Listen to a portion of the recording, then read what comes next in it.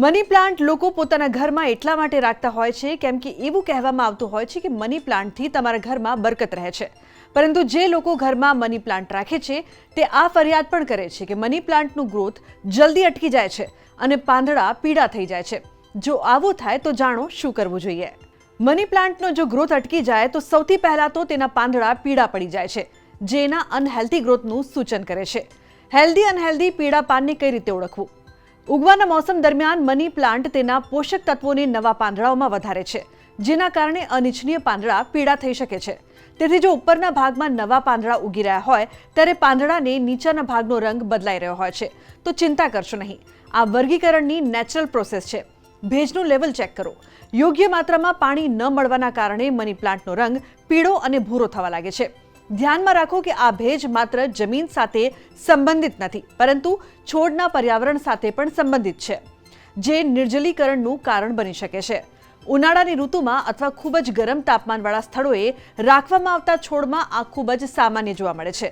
આને રોકવા માટે હ્યુમિડિફાયરનો ઉપયોગ કરો અને જમીનની શુષ્કતા ચેક કરો। પૂરતો સૂર્યપ્રકાશ ન મળવો। મની પ્લાન્ટના ગ્રોથ માટે સૂર્યપ્રકાશની જરૂર પડે છે, તેથી જ્યારે તેઓ સૂર્યપ્રકાશ વિના અંધારાવાળી જગ્યાએ મૂકવામાં આવે ત્યારે તેઓ સંકેત તરીકે તેમના પાંદડા પીળા કરે છે। હવે આવી વસ્તુઓથી બચવા માટે ઘરમાં કોઈ એવી જગ્યાએ મની પ્લાન્ટ મૂકો જ્યાં તડકો આવતો હોય। જો કે તેઓ સૂર્યપ્રકાશમાં પણ પીળા પડી જતા હોય છે તો તેમનું સ્થાન બદલવાનો પ્રયાસ કરો। શિયાળામાં ઇન્ડોર પ્લાન્ટ્સનું ધ્યાન કેવી રીતે રાખવું જોઈએ એની વાત કરી રહ્યા છે। ખાસ કરીને મની પ્લાન્ટ જેવા છોડ જે આપણે અંદર બહુ જ કોમનલી બધાના જ ઘરની અંદર મળતા હશે। શિયાળામાં એક વસ્તુ તો છે કે બધા જ છોડને પાણી બહુ જ ઓછું જોઈતું હોય છે। આવી કોઈ બારીની પાસે જેમાં સૂર્યપ્રકાશ આવે એવી બારીની પાસે મૂક્યું હોય તો એકદમ પરફેક્ટ છે। એને અંદર બહાર કરવાની જરૂર નહીં પડે। તો આજના મારા આ અહેવાલમાં બસ આટલું, પરંતુ આ વિડીયોને આપ ખાસ લાઈક કરજો અને શેર પણ કરજો, જેથી બીજા લોકો સુધી પણ આ માહિતી પહોંચી શકે। જલ્દી મળીશું એક નવી માહિતીની સાથે। મને આપશો રજા। નમસ્કાર। મની પ્લાન્ટ લોકો પોતાના ઘરમાં એટલા માટે રાખતા હોય છે કેમ કે એવું કહેવામાં આવતું હોય છે કે મની પ્લાન્ટથી તમારા ઘરમાં બરકત રહે છે। પરંતુ જે લોકો ઘરમાં મની પ્લાન્ટ રાખે છે તે આ ફરિયાદ પણ કરે છે કે મની પ્લાન્ટનું ગ્રોથ જલ્દી અટકી જાય છે અને પાંદડા પીળા થઈ જાય છે। જો આવું થાય તો જાણો શું કરવું જોઈએ।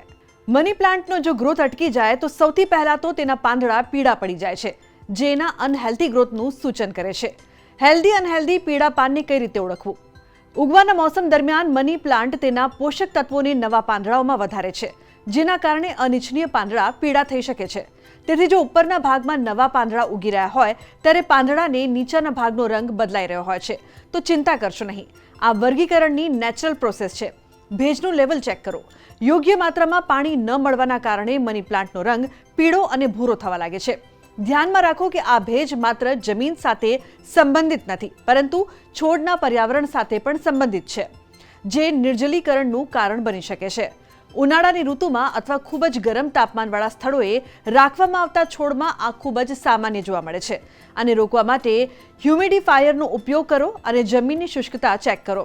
પૂરતો સૂર્યપ્રકાશ ન મળવો। મની પ્લાન્ટના ગ્રોથ માટે સૂર્યપ્રકાશની જરૂર પડે છે, તેથી જ્યારે તેઓ સૂર્યપ્રકાશ વિના અંધારાવાળી જગ્યાએ મૂકવામાં આવે ત્યારે તેઓ સંકેત તરીકે તેમના પાંદડા પીળા કરે છે। હવે આવી વસ્તુઓથી બચવા માટે ઘરમાં કોઈ એવી જગ્યાએ મની પ્લાન્ટ મૂકો જ્યાં તડકો આવતો હોય। જો કે તેઓ સૂર્યપ્રકાશમાં પણ પીળા પડી જતા હોય છે તો તેમનું સ્થાન બદલવાનો પ્રયાસ કરો। શિયાળામાં ઇન્ડોર પ્લાન્ટ્સનું ધ્યાન કેવી રીતે રાખવું જોઈએ એની વાત કરી રહ્યા છે। ખાસ કરીને મની પ્લાન્ટ જેવા છોડ જે આપણે અંદર બહુ જ કોમનલી બધાના જ ઘરની અંદર મળતા હશે।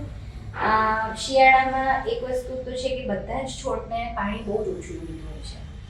આવી કોઈ બારીની પાસે જેમાં સૂર્યપ્રકાશ આવે એવી બારીની પાસે મૂક્યું હોય તો એકદમ પરફેક્ટ છે।